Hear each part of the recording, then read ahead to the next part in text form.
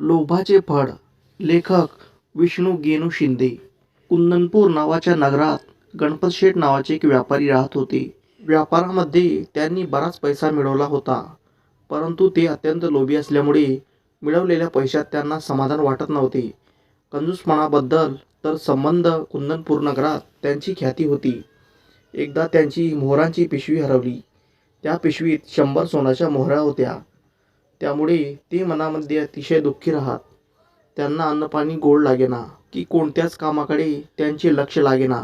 रात्रंदिवस त्यांच्या डोक्यामध्ये त्या पिशवीचाच विचार घोळत होता. त्यांच्या ध्यानी मनी व स्वप्नी सारखी मोहरांचीच पिशवी नाचत होती.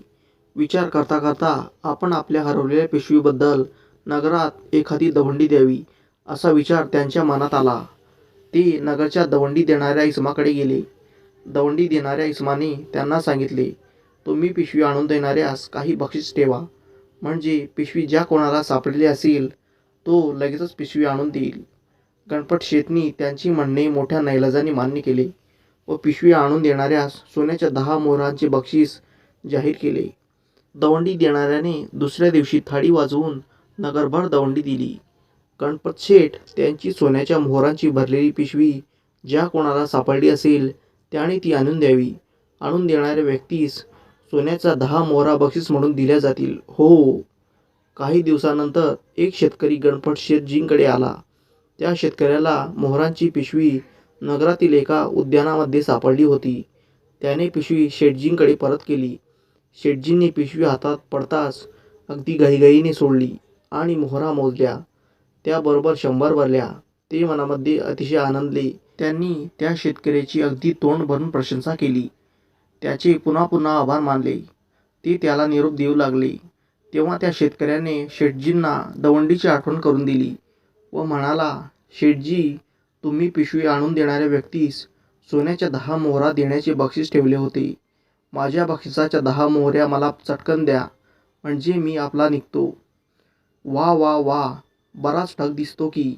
गणपत शेठजी हातवारे करत त्या शेतकऱ्याला म्हणाले, अरे बाबा, या पिशवीमध्ये माझ्या 110 मोहरा होत्या, समजलास का? मी आता मोजल्या तर 100च भरल्यात. हे तू प्रत्यक्ष तुझ्या डोळ्यांनी पाहिलेस ना? शक्य नाही. शेतकरी ओरडून म्हणाला, या पिशवीत 100च मोहरा होत्या, 110 कधीच नव्हत्या. तुम्ही आता निव्वळ थापा मारत आहात. मी ती पिशवी जशी सापडली तशीच तुमच्या स्वाधीन केली आहे. तेव्हा मला तुम्ही जाहीर केलेले बक्षीस मिळालेच पाहिजे. कधीच मिळणार नाही. गणपत शेठ आपला आवाज चढवून म्हणाले, 10 मोहरा तू आधीच काढून घेतलेल्या आहेत. आता बक्षीस देण्याचा प्रश्नच उरत नाही. दोघांची बरीच बाचबाची झाली. शेवटी दोघांनी हा वाद नगरच्या न्यायाधीशांकडे नेला. न्यायाधीशांनी सगळी हकीकत आधी लक्षपूर्वक ऐकून घेतली. नंतर त्यांनी ती मोहरांची पिशवी पाहण्यासाठी शेठजींकडे मागितली. शेठजींनी ती लगेच न्यायाधीशांपुढे हजर केली. ती टम्म फुगलेली पूर्ण भरलेली पिशवी बघून न्यायाधीश म्हणाले, या पिशवीत फक्त 100च मोहरा बसू शकतात आणि शेठजींच्या तर 110 मोहरा होत्या, होय की नाही शेठजी? हो तर, अगदी बरोबर, 110 मोहऱ्या होत्या. गणपत शेठ ठासून म्हणाले. न्यायाधीशांनी आणखी 10 मोहऱ्या मागवल्या पिशवीत भरण्यासाठी, पण ती इतकी टम्म फुगली होती की त्यात अधिक मोहरा मावेनात.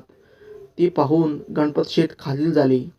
त्यांनी मुकाट्याने आपली चूक कबूल केली आणि न्यायाधीशांची माफी मागितली. शेतकऱ्याचे बक्षीस त्या शेतकऱ्याला देण्याचे कबूल केले व ते तसे दिलेही. शिवाय खोटी तक्रार केल्याबद्दल सरकारी खजिन्यातही गणपत शेठजींना 10 मोहरांचा दंड भरावा लागला. अतिलोभाचे फळ गणपत शेठजींना मिळाले आणि खोटे बोलण्याची शिक्षाही. मित्रांनो, जर तुम्हाला हा व्हिडिओ आवडला असेल तर व्हिडिओला लाईक आणि आपल्या चॅनलला सबस्क्राईब नक्की करून घ्या. व्हिडिओ पाहण्यासाठी धन्यवाद.